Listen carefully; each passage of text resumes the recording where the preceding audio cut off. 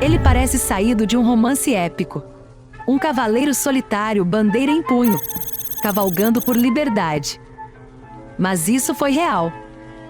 Era São Paulo em guerra. Bandeira da minha terra, bandeira das 13 listas. São 13 lanças de guerra cercando o chão dos paulistas. Prece alternada, responso entre a cor branca e a cor preta. Velas e Martim Afonso, sotaina do padre Anchieta. Em 1932, o Brasil entrou em guerra.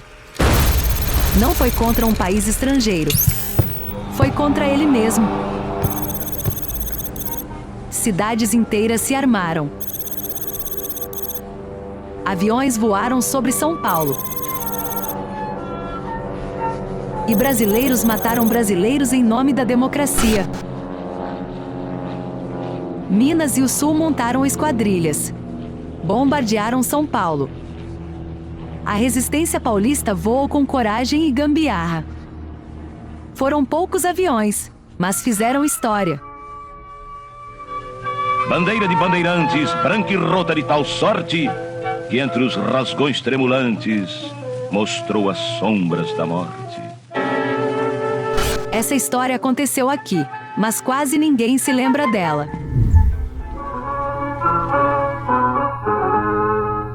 E clamarei então aos 4 ventos o valor, a energia, os sofrimentos dos soldados leais da tua história.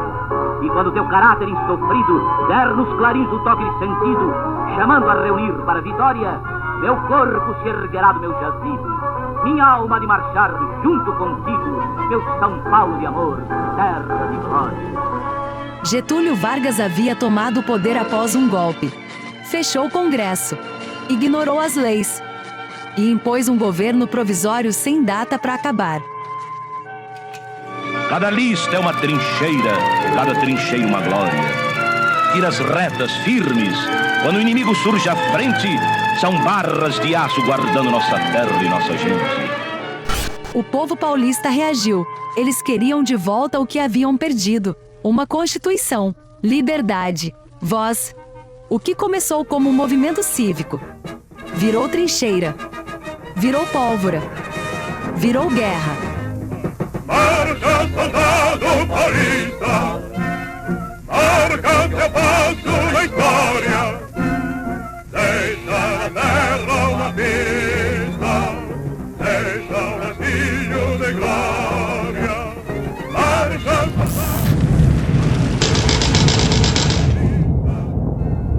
Foi assim que o Brasil se dividiu. São Paulo e Mato Grosso de um lado. Do outro, tropas do Rio Grande do Sul, Minas Gerais, Paraná, Santa Catarina, Rio de Janeiro e voluntários de outros estados. Era uma revolta estadual contra a força total do governo central. Neste mapa, vemos com mais clareza as linhas de defesa paulistas, marcadas em preto, concentradas nas divisas com o Paraná, Rio de Janeiro e Minas Gerais. As áreas já ocupadas pelas tropas do governo aparecem em listrado. Abaixo, em amarelo, o bloqueio naval imposto pela Marinha Brasileira. E como alegoria, destacamos também o posicionamento das tropas de ambos os lados, além das rotas das incursões aéreas.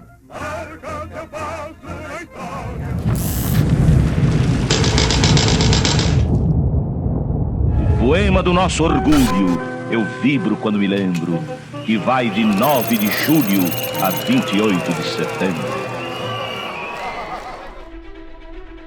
O dia 23 de maio de 1932, um protesto pacífico tomou as ruas de São Paulo. A multidão exigia uma nova Constituição, mas a resposta foi a repressão.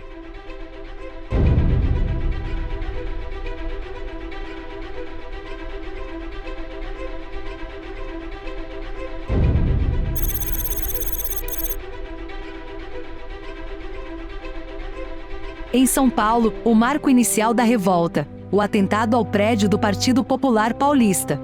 Foto histórica mostra, com um X, a janela de onde partiram os disparos dos soldados. E na Praça da República, o ponto onde a multidão buscava abrigo entre as árvores e um bonde. O edifício foi invadido, seu interior revirado e depois cercado pelas tropas do exército. 4 jovens foram mortos naquele dia: Martins, Miragaia, Drauzio e Camargo. O funeral de Miragaia arrastou uma multidão pelas ruas. Foi o estupim que transformou 4 nomes em um símbolo nacional. Você tem um dever a cumprir. Consulte a sua consciência. MMDC. Símbolo de uma ferida. Grito de guerra de um povo que não ia recuar. O tenente Romão Gomes acompanhou todas as fases da Revolução, comandou o 1º Batalhão Paulista de Milícia Civil e liderou a lendária coluna Romão Gomes. Ao final do conflito, sobreviveu, tornando-se símbolo de coragem constitucionalista. Milhares de civis se alistaram voluntariamente.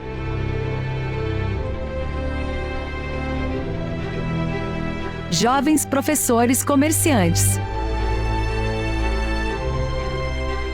Foram às trincheiras para enfrentar o próprio Exército Nacional. Foram 86 dias de combate.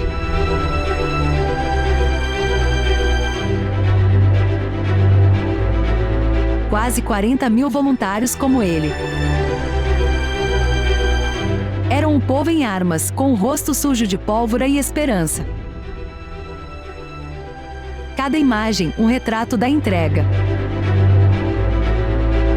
Cada rosto, um grito de resistência.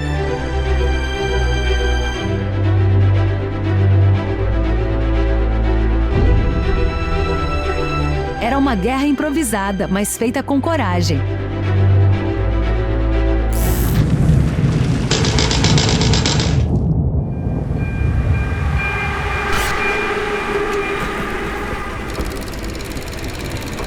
Dentro e fora dos trilhos, São Paulo construiu engenhosos veículos blindados. O TB4, o TB6, também conhecido como Fantasma da Morte. FS8, FS5, FS6, FS2, FS1. Detalhe para as marcas de tiro gravadas na fuselagem. Cada sigla escondia uma fortaleza improvisada. Houve até trator Caterpillar transformado em blindado. E até mesmo um barco blindado. Eram monstros improvisados, mas viraram símbolos da criatividade e bravura paulista.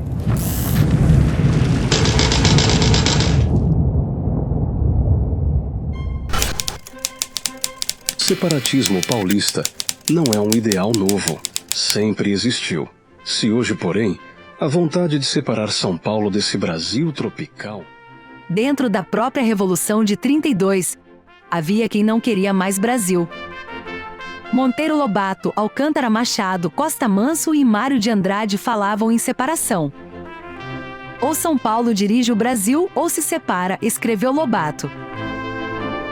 Mário foi direto: eu daria tudo para São Paulo se separar do Brasil. Mas em outubro, com a derrota, o sonho virou exílio. Com o avanço federal, milhares de combatentes paulistas foram presos. Alguns, como o coronel Euclides Figueiredo, viraram troféus políticos. Outros, anônimos, foram levados em comboios lotados, sem direito a julgamento.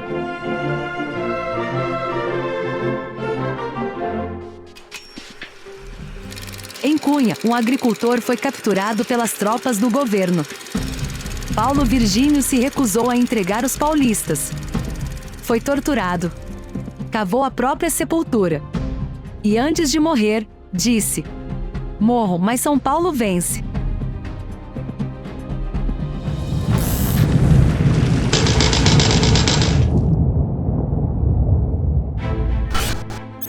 Em meio a tantos voluntários, uma história se destacou. Maria Esguaçábia, professora rural, cortou o cabelo e vestiu farda de homem. Foi pra guerra como Mário Esguaçábia. Pegou em armas, enfrentou soldados. Foi a única mulher combatente em campo e virou símbolo de coragem.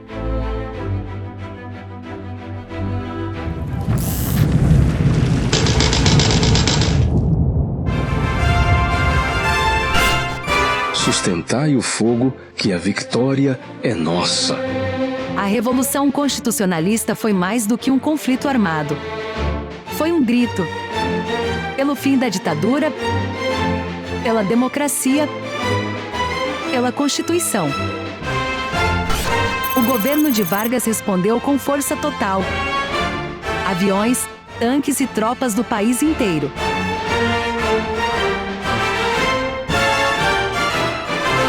Embora os números variem entre fontes, estima-se que o governo mobilizou de 53 mil a 95 mil combatentes. São Paulo, por sua vez, lutou com algo entre 30 e 36 mil homens. Entre os federais estava um jovem capitão médico chamado Juscelino Kubitschek, servindo na Serra da Mantiqueira. Anos depois, ele seria presidente do Brasil. A guerra durou quase 3 meses. O número oficial fala em 934 mortos, entre civis e militares. Pesquisadores estimam mais de 2 mil mortos.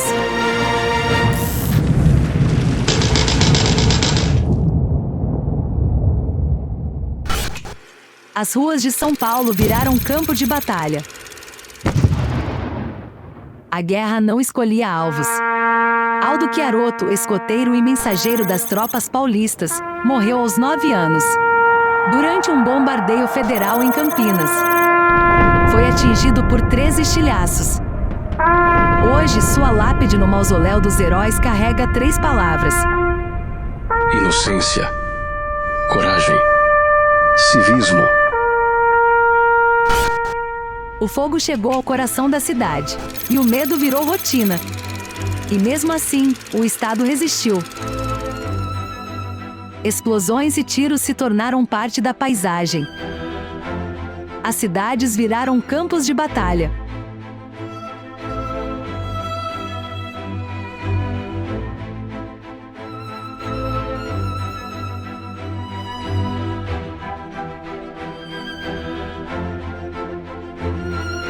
Do outro lado, o Brasil inteiro contra eles.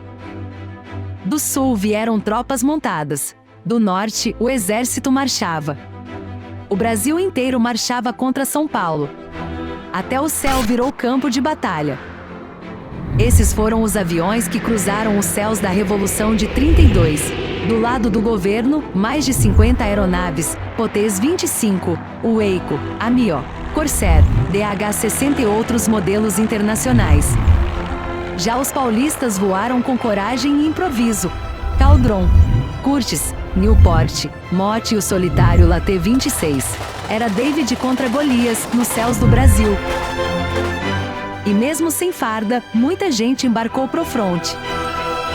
Vieram de todo o interior. Mas enfrentavam um inimigo bem mais equipado. Enquanto os paulistas improvisavam, o governo atacava com força e estrutura. Para conter o avanço federal, os paulistas cortavam trilhos e explodiam estradas. Mas a munição também vinha de fora, como essas bombas apreendidas. A linha de frente era móvel, adaptada à topografia e à pressão federal.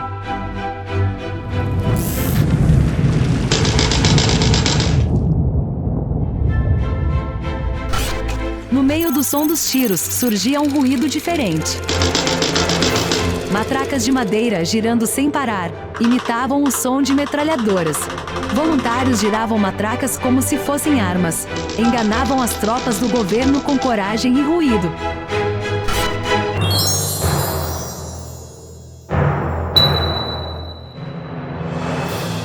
E quem não podia lutar, doava alianças, joias, relógios de família. Em troca, recebiam um anel de latão com a frase: "Dei ouro para o bem de São Paulo". Um gesto simples, mas que virou símbolo de um povo inteiro em resistência. Enquanto uns lutavam na linha de frente, outros mantinham os depósitos abastecidos. Era o povo por trás do fronte. A retaguarda também era organizada. Médicos, enfermeiros e voluntários cruzavam o estado nos vagões da Cruz Vermelha. E ainda assim, o dinheiro faltava. Com o país mergulhado no caos, faltava dinheiro em São Paulo. O governo Vargas cortou recursos, a economia travou e não havia mais moeda circulando.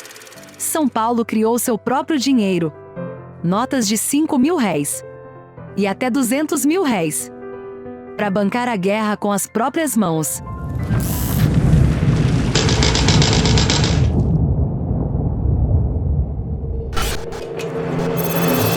Era São Paulo em guerra. E essa guerra foi real. Em 29 de setembro, com as tropas cercadas em Campinas, o general Klinger envia um telegrama a Getúlio Vargas. Era o princípio do fim. Poucos dias depois, em 1º de outubro, a Força Pública Paulista assina o armistício. A Revolução estava derrotada. O general Klinger foi para o exílio. Pedro de Toledo também. São Paulo pagou caro por ter se levantado contra o poder central. Hoje, o obelisco do Ibirapuera guarda os nomes dos que caíram. Cada nome ali é uma história de sacrifício. De um povo que gritou por liberdade, mesmo sem saber se seria ouvido. E nos lembra que o preço da democracia, às vezes, é pago com sangue. Em 1934, Vargas convocaria uma nova Constituição. E o povo paulista, mesmo vencido, forçou uma mudança que ninguém mais ousava pedir. Os direitos trabalhistas veriam depois por outras mãos. Se isso te fez repensar o Brasil, se inscreva no Querido Segundos. Curta, compartilhe e recomende essa história do nosso país. Tem muito mais história escondida do que você imagina.